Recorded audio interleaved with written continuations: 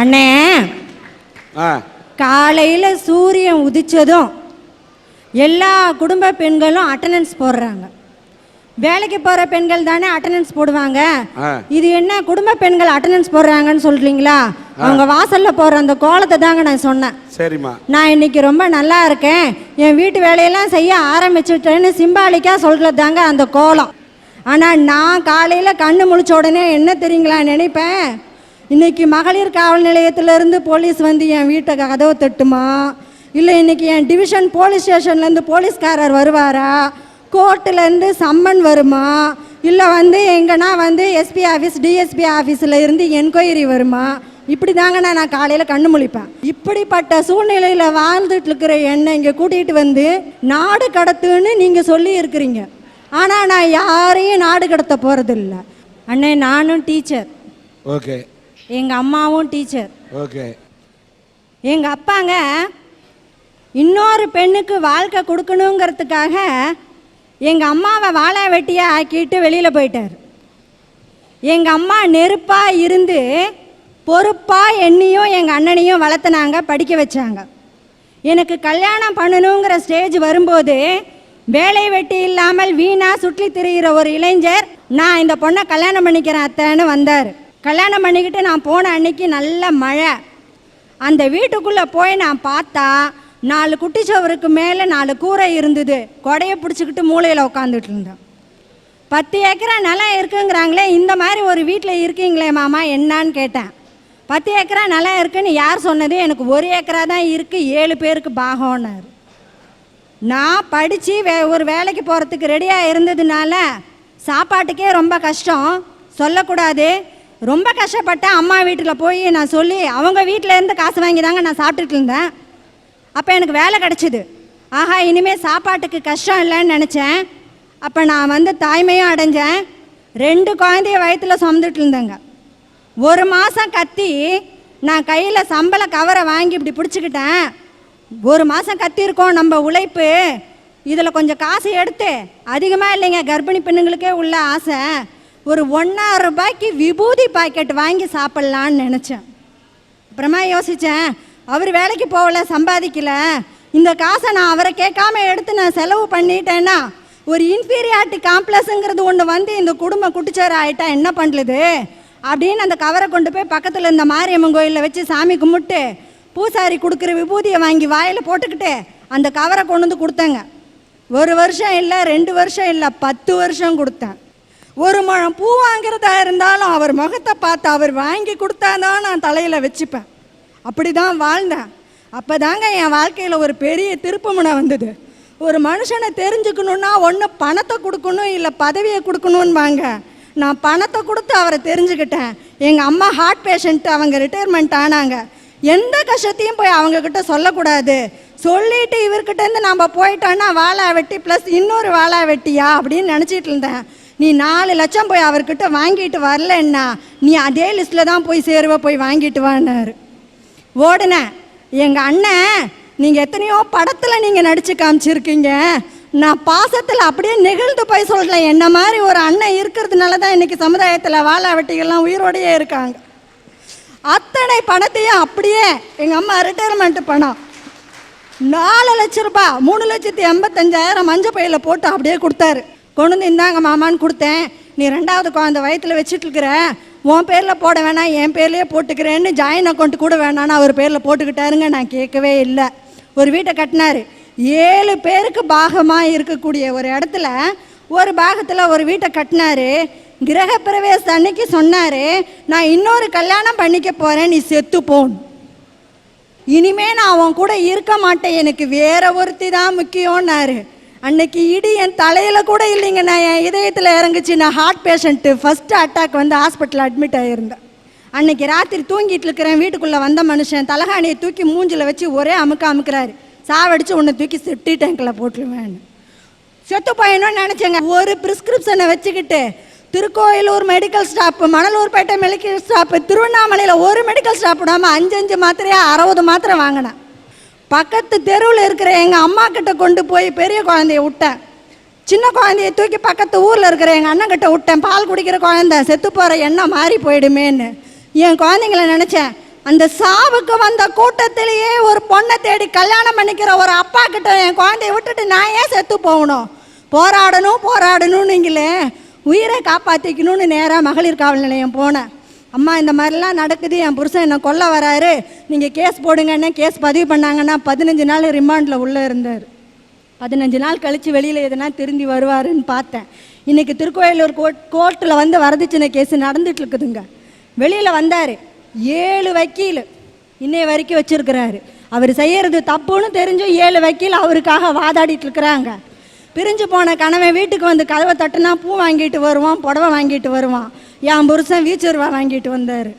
கேட்டை தாள் போட்டுட்டு உள்ள குழந்தைங்களை வச்சுட்டு இருக்கிறேன். இங்கேருந்து அடித்தாருங்க, தலையில் அடிபட்டுச்சு, மூளையில் அடிபட்டுருச்சு. இன்னைக்கு நான் ஒரு வலிப்பு நோயாளி. போராடுங்கிறீங்க, பொங்கி எழுங்கிறீங்க. எத்தனை பேர் அதனால பாதிக்கப்படுறாங்க தெரியுங்களோ? அவர் தப்பு பண்ணாரு, நான் கேஸ் போட்டேன். எப்படி என் கையில் செங்கோலை கொடுத்துருக்குறீங்களோ அந்த மாதிரி என் மனசுக்குள்ள ஒரு துலாக்கோலை வச்சேன். கட்டின கணவனே தப்பு பண்ணாலும் சட்டப்படி அவர் தண்டனை அனுபவிக்கணும்னு நான் கோர்ட்டுக்கு போனேன். என் குழந்தைங்க என்னங்க பண்ணுச்சு? அந்த குழந்தைங்களுக்கு இந்த சமுதாயம் கொடுக்குற பட்டம் என்ன தெரியுமா? ஜெயிலுக்கு போயிட்டு வந்தவன் புள்ள. எங்கள் அம்மா வயசான காலத்தில் எல்லா பொருளையும் இழந்துட்டு இன்றைக்கி மலர்பேட்டை ஸ்டேஷனில் போய் என்கொயரிக்கு நிற்கிறாங்க அவர் கொடுத்த பொய் வழக்குனால. எங்கள் அண்ணன் எல்லா பொருளையும் கொடுத்துட்டு தொழில் ஆரம்பிக்க முடியாமல், கல்யாணம் பண்ண முடியாமல், இன்றைக்கி சாப்பாட்டுக்கு கஷ்டப்பட்டுக்கிட்டு எனக்காக தியாகம் பண்ணிட்டு உட்காந்துட்டு இருக்கிறாரு. அவர் மேலே இது வரைக்கும் 4-5 கேஸு கொலை பண்ண வரான்னு கொடுத்துருக்குறாரு. இன்றைக்கி நான் டிஸ்ட்ரிக்ட் போலீஸ் ஸ்டேஷனில் போய் நின்னேன்னா அங்கே இருந்த ஏடிஎஸ்பி என்னை கூப்பிட்டு உட்கார வச்சு, அம்மாவும் என் பொண்ணு மாதிரி இருக்கிறமா, நீ சம்பாதிக்கிற வேலைக்கு போகிற, ஒரு நல்ல கனவு அமையாமல் இவ்வளவு பிரச்சனையை சந்திச்சியேன்னு கேட்டார். ஆனால் நானும் ஒரு 2 காக்கி சட்டையை பார்த்தேங்க. ஒரு காக்கி சட்டை என் கணவனுக்கு சப்போர்ட் பண்ணிட்டு என்ன கேட்குறாரு, நீ பெரிய இவளா, நீ வந்து போயிட்டு மகளிர் மன்றத்தில் கேஸ் போடுறிய, கணவனை விட்டுட்டு நீ வெளியில் போயிட்டு என்னாடி பண்ண போகிறேன்னு கேட்குறாரு. இன்னொரு காக்கி சட்டை கேட்குறாரு, மகளிர் மன்றத்தில் கேஸு கொடுத்துட்டீங்கன்னா நீ பெரிய ஆளான்னு. பக்கத்தில் இருந்த ஒரு கான்ஸ்டபிள் அம்மா சொல்கிறாங்க, இவங்க மேடை பேச்சாளருங்க, அவர் சொல்கிறாரு, மேடை போட்டு என்னை பற்றி சொல்லுவியாடின்னாரு. இன்றைக்கி உலகத்துக்கே சொல்லிக்கிட்டு இருக்கிறேங்க. காக்கி சட்டையில் நல்லவங்களும் இருக்கிறாங்க.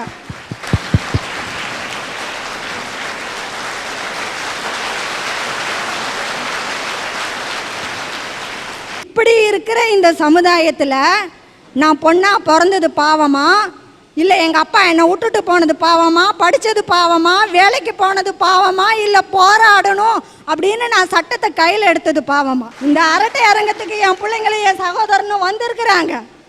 அவங்க முன்னாடி நான் அழக்கூடாதுன்னு என் அழுகையை மறைச்சி வச்சுட்டு இருக்கிறேன். என்னை அழ வைக்கணும்னு பார்க்காதீங்க, நிச்சயமாக அழமாட்டேன், போராடுவேன்.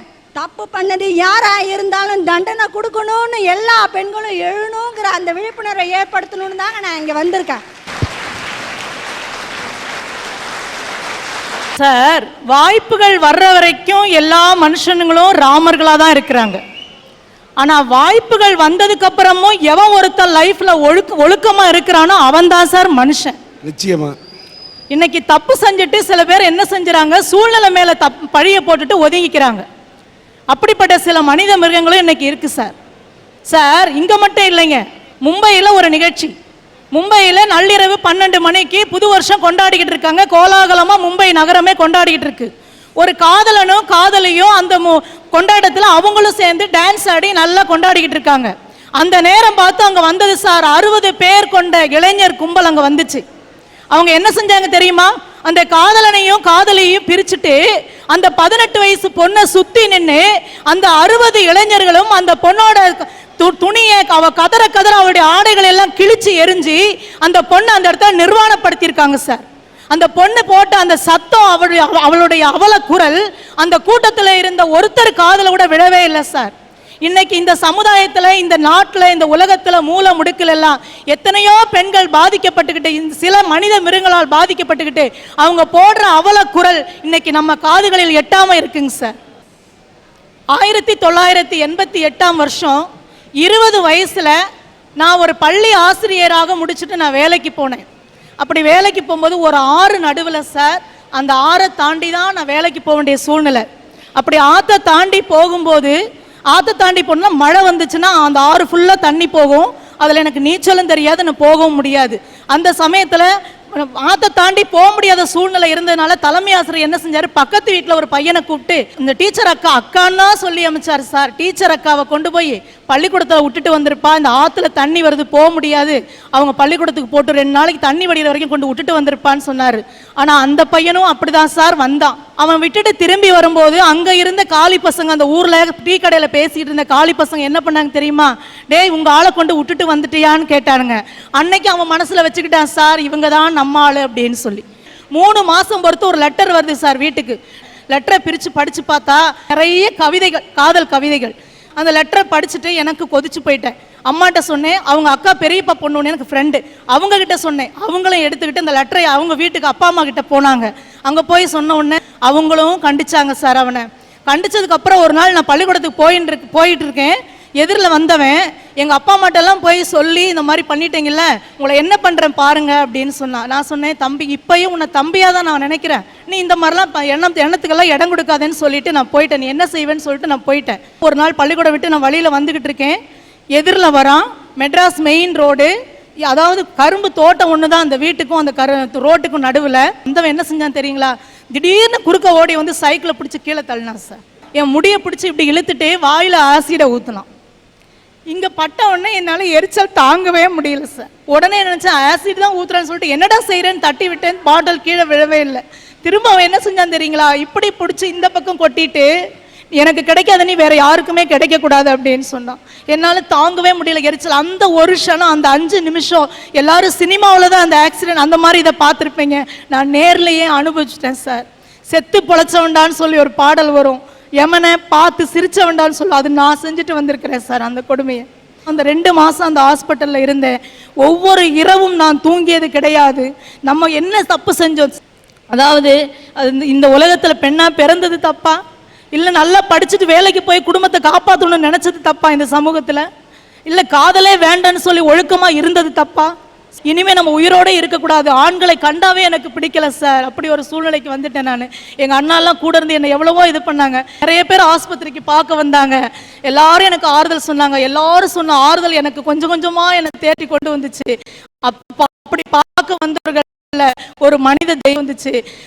அப்படி பார்க்க வந்தவர்கள்ல ஒரு மனித தெய்வமும் வந்தது சார். அவர் வந்தவர் என்ன தெரியுமா சொன்னாரு, உன்னுடைய உடம்பில் மேல் உள்ள அந்த ஊனம் பெரிதல்ல, உன் மனசுல இருக்கிற அந்த தழும்பை அகற்றிடு, நான் உன்னை நான் கல்யாணம் பண்ணிக்கிறேன் அப்படின்னு சொல்லிட்டு ஒரு மனித தெய்வம் வந்துச்சு சார் எனக்கு. எந்த ஒரு ஆணும் அவன் நல்லா இருந்தாலும் சரி, அவன் நல்லா இல்லாட்டிலும் சரி, தனக்கு வர்ற மனைவி அழகாக இருக்கணும்னா எந்த ஒரு ஆணுத்தின் தூய்மையை மட்டும்தான் அவர் பார்த்தாரு.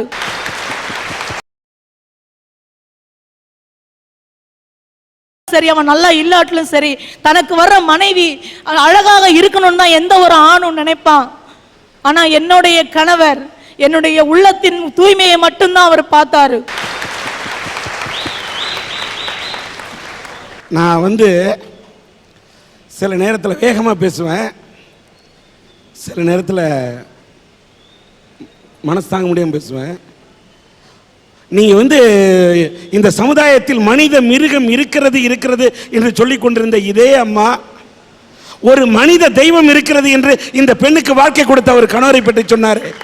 அவனும் இந்த சமுதாயத்தில் தான் சார் இருக்கான். அந்த மனித தெய்வத்தை நான் மேடைக்கு அழைக்கின்றேன்.